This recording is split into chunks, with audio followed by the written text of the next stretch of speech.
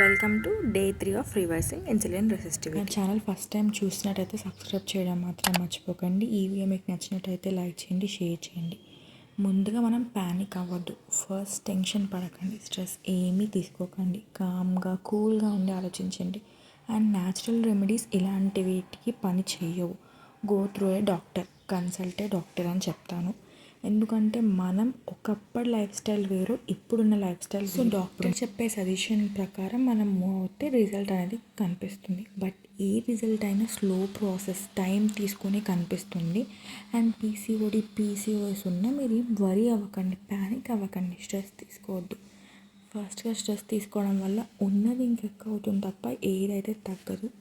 So మనం stress తీసుకోకుండా కామ్గా కూల్గా ఉంటే everything will be fine. And అనేవాళ్ళు మనం ఎలా ఉన్నా అంటారు, లావ్ అయ్యావా, డోంట్ వరీ, మళ్ళీ సన్నగా అవ్వచ్చు కదా, అదేం పెద్ద ప్రాబ్లం కాదు అండ్ పెద్ద ప్రాసెస్ కూడా కాదు. నీ మొహం ఎలా ఉంది, కలర్ చేంజ్ అయిపోయా, పిగ్మెంట్ అయ్యింది, నీ మెడ ఎందుకు ఇలా ఉంది, ఇవన్నీ వదిలేయండి. జస్ట్ మన కోసం మన ఫ్యూచర్ కోసం మనమే స్టాండ్ తీసుకోవాలి.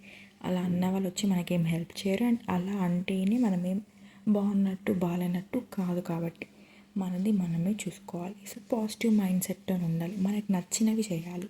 లైక్ మ్యూజిక్ వినడం, డ్యాన్స్ చేయడం, అండ్ బాడీని కరెక్ట్ వేలో, ఒక డైలీ లైఫ్ స్టైల్ రెగ్యులర్ వేలో యోగా చేసుకుంటూ ఒక డిసిప్లిన్లో మనం సెట్ చేసుకుంటే ప్రతిదీ రివర్స్ చేసుకోవచ్చు, ప్రతిదీ కంట్రోల్ చేసుకోవచ్చు. ప్రతిదానికి ఒక సొల్యూషన్ ఉంటుంది. మనం భయపడి ప్యానిక్ అయి వాళ్ళు చెప్పింది విని వీళ్ళు చెప్పింది విని it's just waste of a time.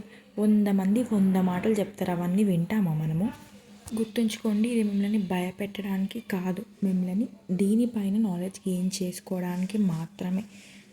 Natural రెమెడీస్ని వద్దు అని నేను అనట్లేదు, కాకపోతే మన బాడీ అసలు ఎందుకు ఇలా అవుతుంది, అన్నిటికీ న్యాచురల్ రెమెడీస్ అయితే పని చేయవు. ఎందుకంటే ఎప్పుడు ఎలా ఉంటుందో మనకే తెలియదు. అంటే చిన్న ప్రాబ్లమా పెద్ద ప్రాబ్లమా తెలియంది న్యాచురల్ రెమెడీస్ యూస్ చేసి ఇంకా రిస్క్లో పడకూడదు అని చెప్పి నేను చెప్పాను, కానీ అవి వాడొద్దు అని మాత్రం నేను ఎక్కడా అనట్లేదు.